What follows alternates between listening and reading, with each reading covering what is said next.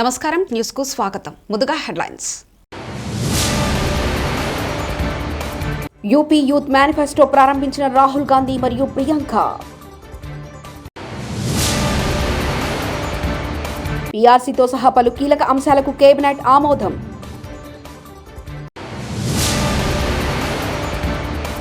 ముదిరిన MP సిపిల వివాదం, ఢిల్లీకి గల్లీలొల్లి.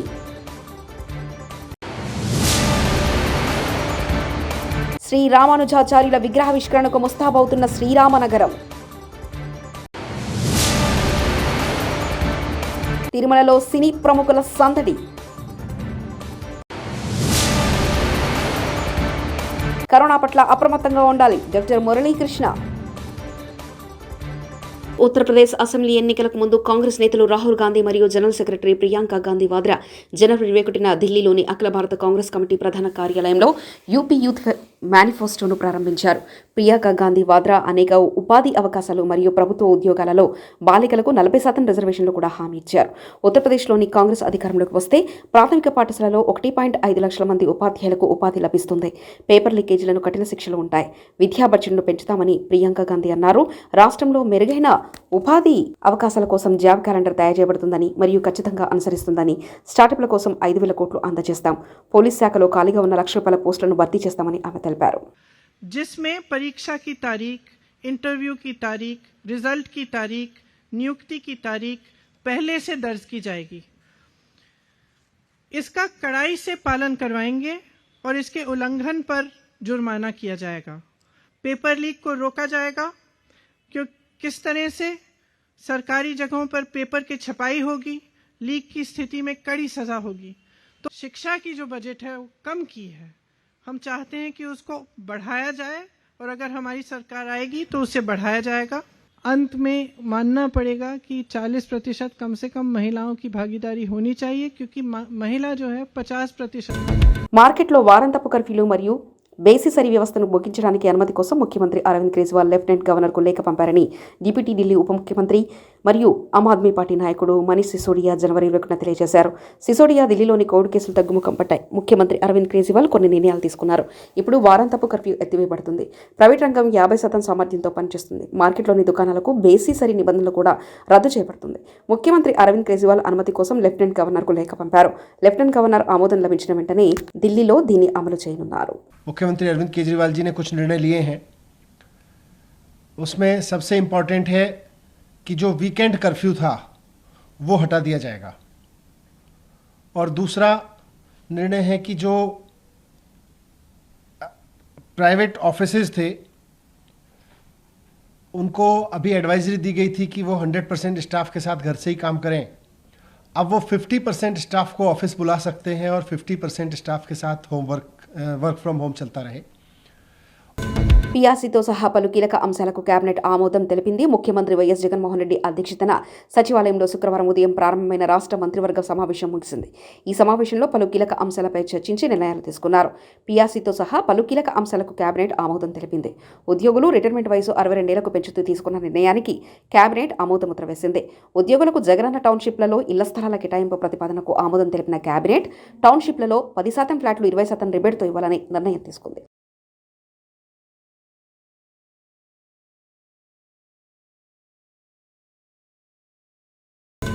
ముదిరిన MP సిపిల వివాదం, ఢిల్లీకి గల్లీలొల్లి. బీజేపీ రాష్ట్ర అధ్యక్షుడు Karimnagar MP Bandi Sanjay Kumar, Karimnagar police commissioner Satyanarayana మధ్య వివాదం ముదిరింది. నగరంలోని ఎంపీ కార్యాలయంలో ఉన్న చైతన్యపురి గల్లీలో మొదలైన వివాదం ఢిల్లీలోని ప్రివిలేజ్ కమిటీ వద్దకు చేరుకుంది. ఈ వ్యవహారంలో శుక్రవారం సంజయ్ పార్లమెంటు ప్రివిలేజ్ కమిటీ ఎదుట హాజరు కానున్నారు. 317 జీవో సవరణకు సంజయ్ నెల 2న తలపెట్టిన జాగరణ దీక్ష సందర్భంగా పోలీసులు అతన్ని అరెస్ట్ చేసిన విషయం తెలిసిందే. ఈ సమయంలో పోలీసులు బీజేపీ కార్యాలయ తలుపులు బద్దలు కొట్టి తన గల్లా పట్టుకుని ఈడ్చుకుని వెళ్లి అరెస్ట్ చేశారని సంజయ్ ఆరోపించారు. శ్రీ రామానుజాచార్యుల విగ్రహావిష్కరణకు మస్తాబవుతుంది శ్రీరామనగరం. సమతామూర్తి శ్రీ రామానుజాచార్యుల విగ్రహావిష్కరణకు ముహూర్తం సమీపిస్తుంది. ముచ్చింతల సమీపంలోని శ్రీరామనగరం సుందరంగా ముస్తాబవుతుంది. విగ్రహాలకు ఫౌంటైన్లకు రంగులు అద్ది తుదిమెరుగులు తెత్తుతున్నారు. ఆలయ ప్రధాన ఆలయంతో సహా చుట్టూ ఉన్న ఆలయ గోడలకు, వాటి మెట్లకు, శిలాస్తంభాలకు, ఫ్లోర్స్కు అమర్చిన మార్బుల్స్ను ముస్తాబు చేస్తున్నారు. ఓవైపు ఫౌంటైన్తో సమతామూర్తి విగ్రహం చుట్టూ మిరుమిట్లు గొలిపే లైటింగ్ పనులు చేపడుతున్నారు. మరోవైపు అంతర్గత రోడ్లు, ఫ్లోరింగ్, గార్డెన్లో వివిధ రకాల పూల, ఔషధ మొక్కలు నాటుతున్నారు. ఇంకో ఇంకోవైపు యాగశాలల నిర్మాణాలు, ఇందుకు అవసరమైన పిడకలను తయారు చేస్తున్నారు. నిత్యం 500 మంది కూలీలు నిర్విరామంగా పనిచేస్తున్నారు. విజయవాడలో బుద్ధ వెంకన్న మాట్లాడుతూ రాష్ట్రంలో అరాచక పాలన సాగుతుందని, టీడీపీని ఇబ్బంది పెట్టాలనే విధంగా జగన్ వ్యవహరిస్తున్నారని, కొడాలి నాని లాంటి వ్యక్తులతో చంద్రబాబును తిట్టిస్తున్నారు. గన్మెన్లను అడ్డం పెట్టుకుని అవాకులు చెవాకులు పేలుతున్నారు. జగన్ కూడా గన్మెన్లను పెంచి మరీ వారి బూతులను ప్రోత్సహిస్తున్నారు. చంద్రబాబు కుటుంబాన్ని విమర్శించడం మాత్రమే పనిపెట్టుకున్నారు. కొడాలి నాని, నీకు కౌంటన్ ప్రారంభమైంది. చంద్రబాబుపై నోరు పారేసుకుంటే ఇక సహించం. టీడీపీ కార్యకర్తల విశ్వరూపం చూపిస్తాం. ఇక మాకు కూడా ఓర్పు సహనం నశించింది. టీడీపీ ప్రభుత్వం కాదు, మీ ప్రభుత్వ హయాంలోనే నానికి తగిన మూల్యం చెల్లించుకో తప్పదు అని బుద్ధ వెంకన్న అన్నారు.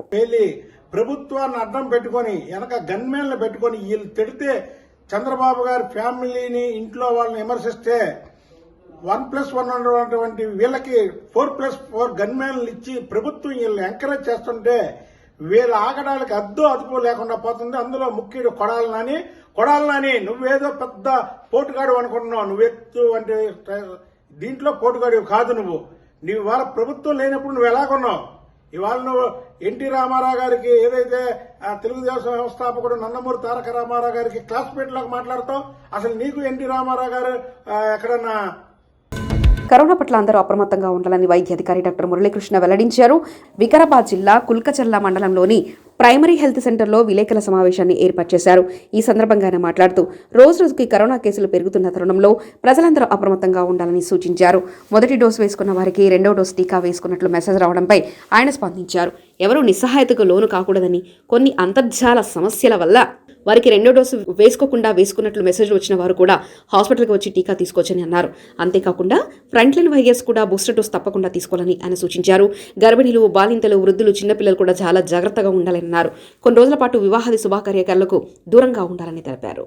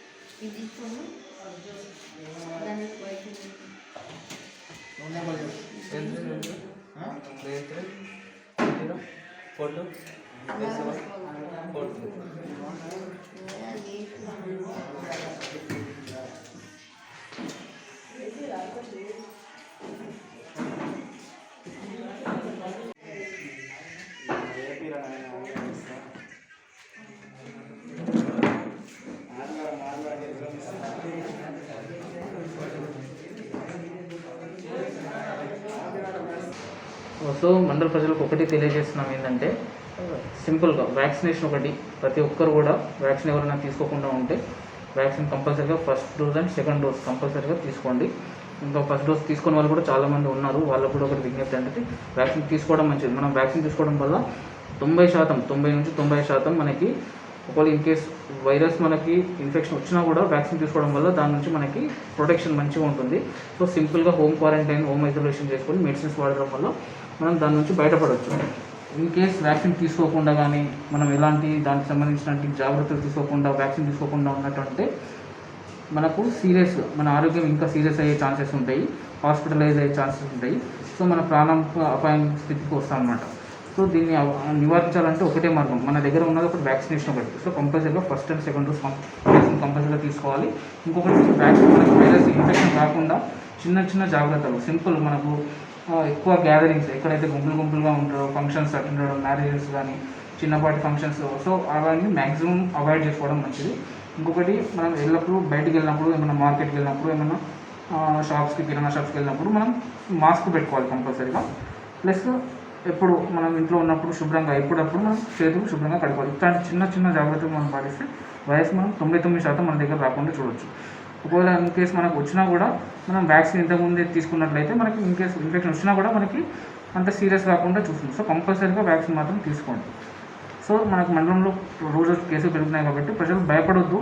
ఇది మనకి దీని నుంచి మనం సీరియస్గా అవసరం లేదు. మనం ఇప్పుడు చెప్పినట్టు ఇట్లా చిన్న వ్యాక్సినేషన్ కానివ్వండి, మనం ఇప్పుడు చెప్పిన జాగ్రత్తలు పాటిస్తే మనం మన ప్రాణాలను కాపాడగలుగుతాం. సో అందరికీ ఒకటే విజ్ఞప్తి, గుంపులు వెళ్ళొద్దు. ఇప్పుడు నేను చెప్పినట్టు మాస్క్ కానీ ఇప్పుడు చేతులు శుభ్రంగా కట్టుకోవడం వల్ల గ్యాదరింగ్స్ ఎక్కువ మంది ఉన్న దగ్గర గుంపులు. నడిగూడెం మండల సర్వసభ్య సమావేశం గురువారం రోజు మండల ప్రజా పరిషత్ కార్యాలయంలో ఎంపీపీ యాతకుల జ్యోతి మధుబాబు నిర్వహించారు. మండలానికి చెందిన అన్ని శాఖల అధికారులు తమ శాఖకు సంబంధించిన నివేదికను సమర్పించారు. అనంతరం ఎంపీపీ యాతకుల జ్యోతి మధుబాబు మాట్లాడుతూ గ్రామ సర్పంచులు, ప్రజాప్రతినిధులు గ్రామాల్లో ఉన్న చిన్న అభివృద్ధి పనులను త్వరితగతిన పూర్తి చేయాలని సూచించారు.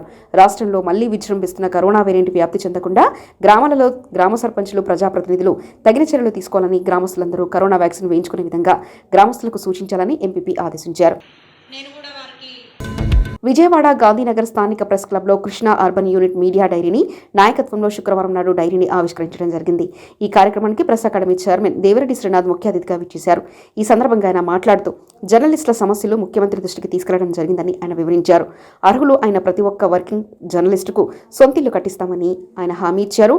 అలాగే పనిచేసే ప్రతి ఒక్క వర్కింగ్ జర్నలిస్ట్ అక్రిడిటేషన్ ఇవ్వాలని సీఎం దృష్టికి తీసుకెళ్తామని వివరించారు. రైల్వే స్టేషన్లో ఏపీ ఎక్స్ప్రెస్ 20806 విశాఖపట్నం న్యూఢిల్లీ సాంకేతిక లోపంతో వచ్చిన పొగలు, అప్రమత్తమైన ట్రైన్ డ్రైవర్లు, నెక్కోడ స్టేషన్లో ట్రైన్ నిలిపివేత. దీంతో భయోందోళనకు గురై పరుగులు తీసిన ప్రయాణికులు, అగ్నిమాపక యంత్రాలను ఉపయోగించి మంటలు చెలరేకుండా పొగలను ఆర్పిన సిబ్బంది. స్టేషన్ 2 లైన్లలో ట్రైన్లను నిలిచిపోవడంతో మిగిలిన రైల్వే రాకపోకలకు తీవ్ర అంతరాయం. ఎక్కడ ట్రైన్లు అక్కడే నిలిచిపోయాయి.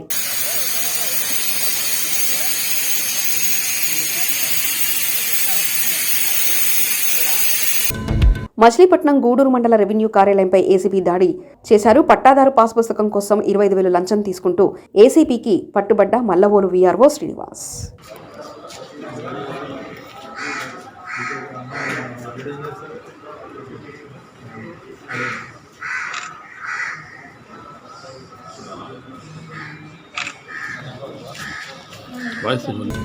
గుడివాడలో టెన్షన్ వాతావరణం నెలకొంది. క్యాసినో వ్యవహారంపై నిగ్గు తేల్చేందుకు టీడీపీ నిజ నిర్ధారణ కమిటీ గుడివాడ చేరుకుంది. దీంతో గుడివాడ టీడీపీ కార్యాలయం వద్ద ఉద్రిక్తత నెలకొంది. టీడీపీ కార్యాలయంపై దాడి చేసేందుకు వైసీపీ నేతలు అక్కడ వచ్చారు. అక్కడున్న టీడీపీ కార్యకర్తలపై రాళ్లు రువ్వారు. బోండా ఉమాకారు అద్దాలు ధ్వంసమయ్యాయి. పోలీసులు మాత్రం చోద్యం చూస్తూ ఏమీ పట్టనట్లు వ్యవహరిస్తున్నారు. పైగా కన్వెన్షన్ సెంటర్కు వెళ్లేందుకు అనుమతి లేదంటూ టీడీపీ నిజ నిర్ధారణ కమిటీ సభ్యులను పోలీసులు అరెస్ట్ చేసి పీఎస్కు తరలించారు. పోలీసుల తీరుపై టీడీపీ నేతలు ఆగ్రహం వ్యక్తం చేశారు. ఈ నేపథ్యంలో పోలీసులు టీడీపీ నేతల మధ్య వాగ్వాదం చోటు చేసుకుంది. పలువురు టీడీపీ నేతలను అరెస్ట్ చేసి పీఎస్కు తరలించారు.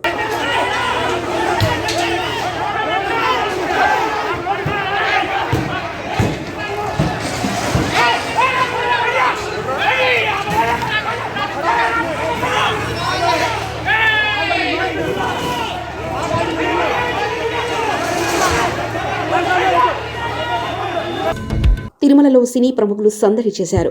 ఇవాళ ఉదయం స్వామివారి నైవేద్య విరామ సమయంలో సినీ నటుడు అక్కినేని నాగార్జున, ఆయన సతీమణి అక్కినేని అమలలు స్వామివారి సేవలో పాల్గొని మొక్కులు చెల్లించుకున్నారు.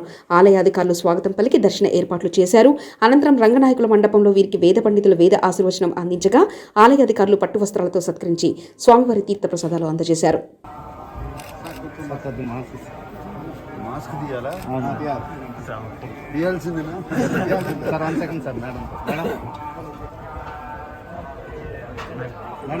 మేడం ఓకే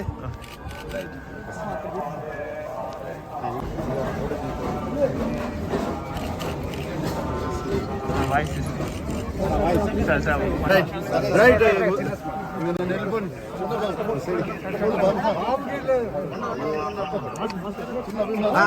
నాకు కొద్దిగా మేడం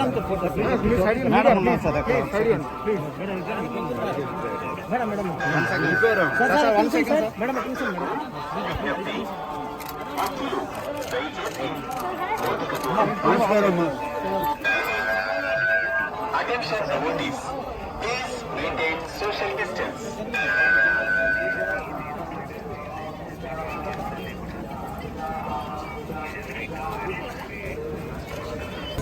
స్థానిక ఎమ్మెల్యే జోగు రామన్న తన వైఫల్యాలను కప్పిపుచ్చుకునేందుకు సీసీఐ సాధన కమిటీ పేరుతో కొత్త డ్రామాకు తెరలేపారని అన్నారు. బీజేపీ జిల్లా అధ్యక్షులు పాయల్ శంకర్ బీజేపీ జిల్లా కార్యాలయంలో నిర్వహించిన పత్రికా సమావేశంలో ఆయన మాట్లాడుతూ తన వరుస వైఫల్యాలను కప్పిపుచ్చుకోవడానికి పడిపోతున్న తెరాస గ్రాఫ్ నుంచి ప్రజల దృష్టి మరల్చేందుకు కొత్త డ్రామాలు ఆడుతున్నారని తెలిపారు.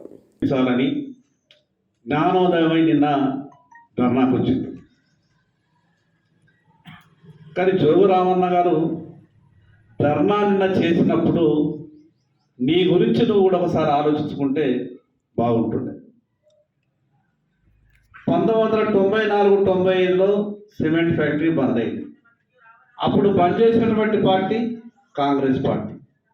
ఏ పార్టీ అయితే సిమెంట్ ఫ్యాక్టరీని బంద్ చేసిందో ఆ బంద్ చేసినటువంటి పార్టీతోని నువ్వు ధర్నా చేసి ఆదిలాబాద్ సిమెంట్ ఫ్యాక్టరీని తొందరగా ఓపెన్ చేయాలా, భారతీయ జనతా పార్టీ సరిగా పనిచేస్తలేదు కేంద్ర ప్రభుత్వం అని నరేంద్ర మోడీ గారి మీద విమర్శలు చేసినాం. ఈ ఢిల్లీ విషయాలు ఇవన్నీ తర్వాత మాట్లాడదాం. 2017లో యాపలగూడ దగ్గర సిమెంట్ ఫ్యాక్టరీ చాలు చేస్తున్నాము. జీవో నంబర్ 40 2017లో ఒక జీవో ఇచ్చినాం. మీ ఫోటో పెట్టి పాలాభిషేకాలు కూడా చేయించుకున్నాం. ఇక అయిపోయింది. రేణుకా సిమెంట్ ఫ్యాక్టరీ వచ్చేసింది. 100,000 మందికి ఉపాధి అవకాశాలు వచ్చినాయి. ఈ ప్రాంతం అంతా కూడా పారిశ్రామిక వాడగా అభివృద్ధి చెందుతుంది. చూసినరా, తెలంగాణలో ఈ టీఆర్ఎస్ పార్టీ వచ్చిన తర్వాత, ఈ ప్రభుత్వం వచ్చిన తర్వాత ఆదిలాబాద్కు ఎంత గొప్ప పని చేసుకొచ్చానని చెప్పినాం. మేము కూడా నిజమే అనుకున్నాం. ఆదిలాబాద్కు ఒక మంచి పని జరిగింది. 2017లో నువ్వు మాట్లాడినప్పుడు, 2017లో నువ్వు జీవో ఇచ్చిన తర్వాత ఇది 2022, 5 సంవత్సరాలైంది. ఏమైంది? నేను ఏదో సిమెంట్ ఫ్యాక్టరీ ఎక్కడ అయిపోయింది? ఎవరికి పర్సంటేజ్లో లావాదేవీలలో తేడాలు వచ్చినాయి? ఎందుకు నువ్వు 5 ఏళ్ల కింద మొదలు పెడతానటువంటి ప్రారంభమైనటువంటి సిమెంట్ అటవీ రక్షణలో ప్రజలంతా అటవీ శాఖ అధికారులకు సహకరించాలని Ramanpet forest range officer Vidyasagar అన్నారు. మెదక్ జిల్లా రామన్పేట ఫారెస్ట్ రేంజ్ అధికారిగా విద్యాసాగర్ పదవీ బాధ్యతలు స్వీకరించారు. ఈ సందర్భంగా ఆయన మాట్లాడుతూ అడవులను రక్షించుకోవాల్సిన బాధ్యత అందరిపై ఉందని, అటవీ రక్షణలో ప్రజలంతా తోడ్పాటు అందించాలని, సహాయ సహకారాలు అందించాలని అటవీ శాఖ తరఫున కోరుతున్నానని, అగ్ని ప్రమాదాలు అటవీలో జరగకుండా నివారించుటకు ప్రజలు సహకరించాలని, ఎక్కడైనా మంట చెలరేగుతుంది అంటే వెంటనే తమకు సమాచారం అందించాలని, లేదా అటవీ శాఖ హెల్ప్ లైన్ నంబర్కు ఫోన్ చేయాలని, అటవులు కాలిపోకుండా చూడాల్సిన బాధ్యత మనందరిదని ఈ సందర్భంగా ఆయన అన్నారు. ఆర్ట్లో మీ సహాయ సహకారాలు ఇవ్వాలి. ఎక్కడైనా అటవీ ప్రాంతంలో మంట పడితే వెంబడి ఆర్పేసే ప్రయత్నం చేయాలి. కనీసం మాకు ఇంటిమేషన్ అన్న చేయండి. మా అటవీ శాఖ టోల్ ఫ్రీ నెంబర్కు వెంటనే మేము స్పందించి అటవీ రక్షణలో మేము ముందుండి మీ ప్రజల సహకారాన్ని కోరుచున్నాం. కాబట్టి దయచేసి ప్రజలందరూ ఈ యొక్క అటవీ రక్షణలో తోడ్పాటు అందించాలని కోరుచున్నాను. థ్యాంక్ యూ అండి. కమనీయం అప్పన్న కళ్యాణం సింహాచలం శ్రీ వరాహ లక్ష్మీ నృసింహస్వామి నిత్య కళ్యాణం నేత్రపర్వంగా సాగింది. ఆజిత సేవల్లో భాగంగా ఉచ్చమూర్తి గోవిందరాజస్వామిని ఉభయ దేవరులతో కళ్యాణ మండపంలో అధిష్ఠింపచేశారు. భక్తుల గోత్రనామాలతో సంకల్పం చెప్పి పంచరాత్ర గమశాస్త్రం విధానంలో విశ్వస్కేనారాధన పుణ్యావచానాలతో కార్యక్రమానికి శ్రీకారం చుట్టారు. కంకణాధారణ, నూతన యజ్ఞోపవీత సమర్పణ, జీలకర్ర బెల్లం, మంగళ్య ధారణ, తలంబ్రాల ప్రక్రియను కమనీయంగా జరిపించారు. మంత్రపుష్పం, మంగళ శాసనాలు అందజేశారు.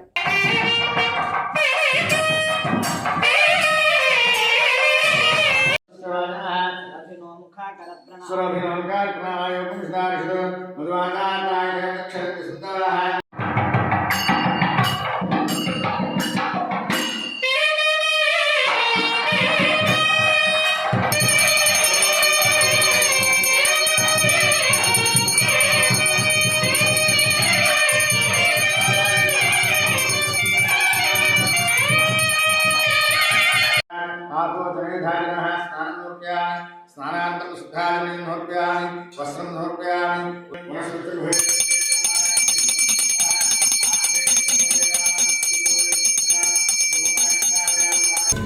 మెదక్ జిల్లా రామాయంపేటలో రామాయంపేట మరియు నిజాంపేట బీజేపీ అధ్యక్ష కార్యదర్శులు సమావేశాన్ని నిర్వహించారు. ఈ సందర్భంగా బీజేపీ జిల్లా అధ్యక్షుడు గడ్డం శ్రీనివాస్ మాట్లాడుతూ టీఆర్ఎస్ నాయకులు బీజేపీ నాయకులను టార్గెట్ చేసి ఇబ్బందులకు గురి చేస్తున్నారని, తమ దృష్టికి వచ్చిందని, వేధింపులకు గురి చేస్తున్నారని, దానికి టీఆర్ఎస్ నాయకులు తగిన మూల్యం చెల్లించుకుంటారని, భారతీయ జనతా పార్టీ కార్యకర్తలు ఎవరూ అధైర్యపడవద్దని, బీజేపీ జిల్లా పార్టీ తరఫున తామంతా బీజేపీ కార్యకర్తలకు అండగా ఉంటున్నామని, కార్యకర్తలకు భరోసా ఇవ్వడానికి కార్యకర్తలను కాపాడుకుంటామని, అధైర్యపడవద్దని బీజేపీ జిల్లా అధ్యక్షుడు గడ్డం శ్రీనివాస్ అన్నారు. ముఖ్యంగా ఈరోజు రామాయంపేట మున్సిపల్, రామాయంపేట మండలము, నిజాంపేట మండలం యొక్క సంబంధించినటువంటి అధ్యక్ష ప్రధాన కార్యదర్శుల సమావేశం ఏర్పాటు చేయడం జరిగింది. ఇప్పటి వరకు గమనించినటువంటి విషయాలు ఏవైతే ఉన్నాయో, టీఆర్ఎస్ పార్టీ వాళ్ళు బీజేపీ నాయకులను, కార్యకర్తలను టార్గెట్ చేస్తూ మరి ఇబ్బందులకు గురి చేస్తున్నటువంటి విషయం మా దృష్టికి వచ్చింది. టీఆర్ఎస్ నాయకులకు ఒకటే హెచ్చరిస్తున్నాను. భారతీయ జనతా పార్టీ మెదక్ జిల్లా పక్షాన నేను హెచ్చరిస్తా ఉన్నాను. మీరు మా భారతీయ జనతా పార్టీ సంస్థాగతంగా బలోపేతం చేయడానికై ఇక్కడ మా పార్టీ రామాయంపేట టౌన్ మరియు రామాయంపేట మండలం నిజాంపేట మండల అధ్యక్ష ప్రధాన కార్యదర్శితో సమావేశం ఏర్పాటు చేయడం జరిగింది. రాబోయే రోజుల్లో మా పార్టీని మరింత బలోపేతం చేసుకుంటూ ప్రజా సమస్యలపై పోరాటం చేస్తూ రాబోయే ఎన్నికల్లో భారతీయ జనతా పార్టీని తెలంగాణలో అధికారం కైవసం చేసుకోవడానికి అవసరమైనటువంటి అన్ని రకాల ఏర్పాట్లు చేయడానికి సమాయత్తమవుతున్నాం. ఈ సందర్భంగా భారతీయ జనతా పార్టీ కార్యకర్తలకు తాడేపల్లిలోని రైల్వే స్థలాల్లో దాదాపు 50 సంవత్సరాల నుండి నివాసం ఉంటున్న పేదలను తొలగించడానికి గుంటూరు జిల్లా కోర్టు నుంచి ఉత్తర్వులు తీసుకుని నిన్న సాయంత్రం రైల్వే అధికారులు నోటీసులు ఇచ్చినందువలన ఈరోజు ఉదయం 9:30 ఎమ్మెల్యే ఆర్కే గారు రైల్వే స్థలంలో నివాసం ఉంటున్న ప్రజలను కలిసి వారు నివసిస్తున్న ఇళ్లను ప్రస్తుతం ఎవరూ కదిలించకుండా రైల్వే అధికారులతో మాట్లాడతామని హామీ ఇచ్చారు. మానవత్వం పేదరికం తర్వాతే చట్టం అని చెప్పి చెబుతున్నాం. అసలు ఇంకో విషయం మీకు గుర్తుందా? 12 సంవత్సరాలు దాటి నిన్న ఈ ప్రాంతంలో రైల్వే అధికారులు వచ్చి ఈ ప్రాంతంలో సుమారు 700 గృహాలు ఉంటే వాటిని మేము తీసేస్తాము, ఇది మా స్థలం అని చెప్పేసి స్థానికంగా ఉన్నటువంటి ప్రజలందరికీ తమ్ముకు వేసి మరీ దండోరా వేసి మరీ చెప్పడం జరిగింది.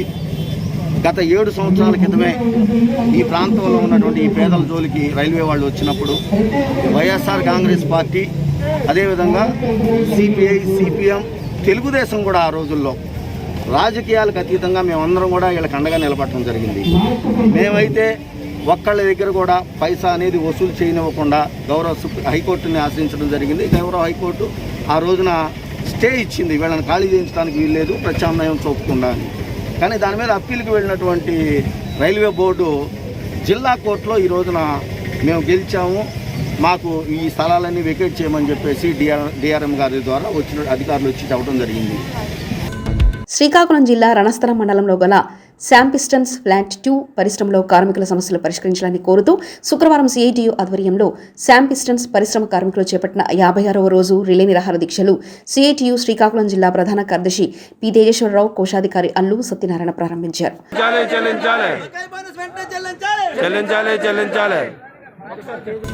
తూర్పుగోదావరి జిల్లా పిఠాపురం పట్టణం ఉప్పాడ బస్టాండ్ సెంటర్లో సామాజిక మరుగుదొడ్డు ఏర్పాటు జాప్యంపై శ్రీ సూర్యరాయ విద్యానంద గ్రంథాలయంలో అఖిలపక్ష సమావేశం ఏర్పాటు చేశారు. ఈ సమావేశానికి వివిధ పార్టీల నాయకులు హాజరయ్యారు.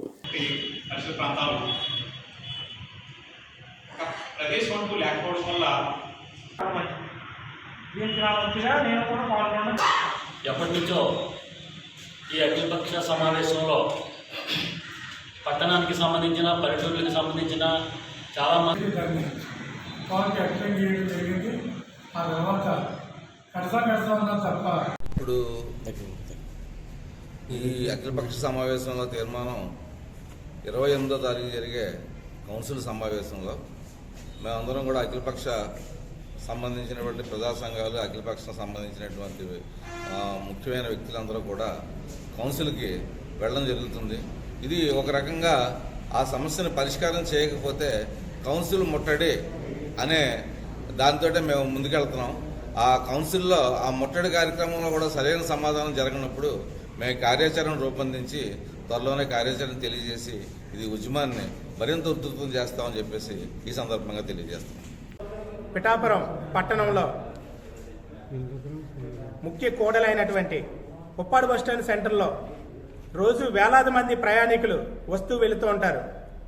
అందులో ఆడవారు ఎక్కువగా ఉన్నటువంటి ఆ కూడల్లో ఎన్నో సంవత్సరాల నుంచి ఒక సామాజిక మరుగుదొడ్డిని ఏర్పాటు చేయండి అని చెప్పి మేము ప్రజాప్రతినిధుల్ని, అధికారుల్ని అడగడం జరుగుతుంది. స్వచ్ఛంద సంస్థలు, వివిధ రాజకీయ పార్టీలు అన్నీ కలిపి ఎన్నో కార్యక్రమాలు చేయడం జరిగింది. అదే సెంటర్లో సంతకాల సేకరణ లాంటి ఉద్యమాలు ఎన్నో చేసి ప్రజాప్రతినిధులకి, అధికారులకి కూడా వినతి పత్రాలు ఇవ్వడం జరిగింది. కానీ ఎవ్వరూ కూడా స్పందించేటటువంటి దాఖలాలు ఎక్కడ. కామారెడ్డి జిల్లా బాన్స్వాడ నియోజకవర్గ పరిధిలోని గ్రామాలలో వైద్య బృందం జిల్లా కలెక్టర్ ఆదేశాల మేరకు ఫీవర్ సర్వే నిర్వహిస్తున్నారు. ఇందులో భాగంగా శుక్రవారం నసరుల్లాబాద్ మండలం మీర్జాపూర్లో డాక్టర్ నరేందర్, ఏఎన్ఎం శిరీష ఇతరుల సిబ్బంది ఇంటింటికి తిరుగుతూ ఫీవర్ సర్వేతో పాటు అవసరమైన వారికి బూస్టర్ డోస్, ఇంకా ఎవరైనా రెండో వ్యాక్సిన్ తీసుకుని వారికి రెండో వ్యాక్సిన్ వేయడం, అలాగే కరోనా నిబంధనల పట్ల అవగాహన కల్పించారు.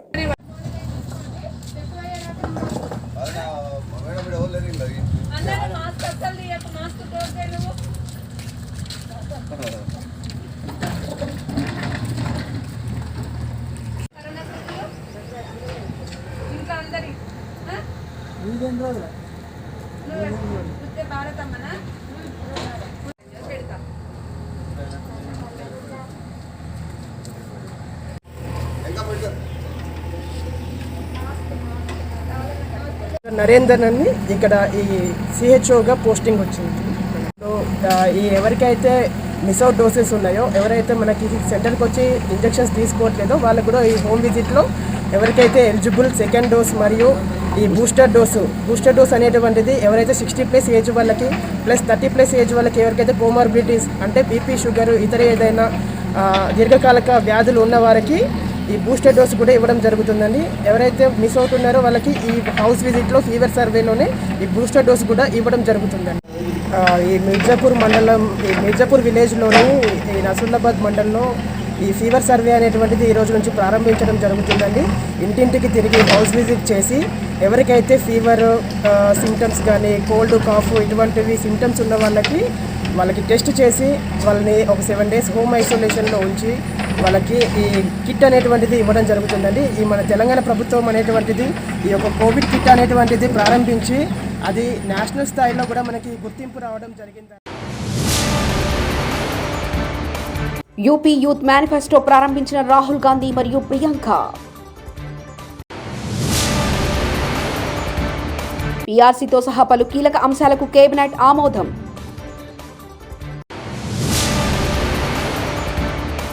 ముదిరిన ఎంపీ, సిపిల వివాదం, ఢిల్లీకి గల్లీలొల్లి.